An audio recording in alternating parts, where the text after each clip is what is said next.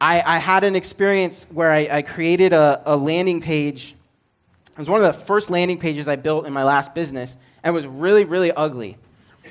But it converted at a pretty decent rate. Like, we generated a decent amount of leads out of it.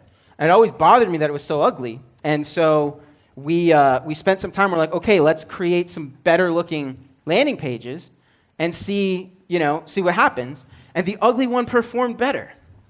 And like, I literally spent like 2 or 3 years off and on, like telling my team, guys, let's design a landing page that looks better than this piece of crap and converts at least the same. Like, just give me the same conversion rate, but then I'll feel better. And we never could. Like, the ugly landing page performed best.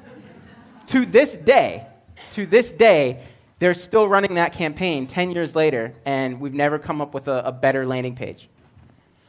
And the point here is you wouldn't know that, though, if you didn't develop the discipline of looking at the data and just throw out your perceptions of what you think looks good, what you think sounds good.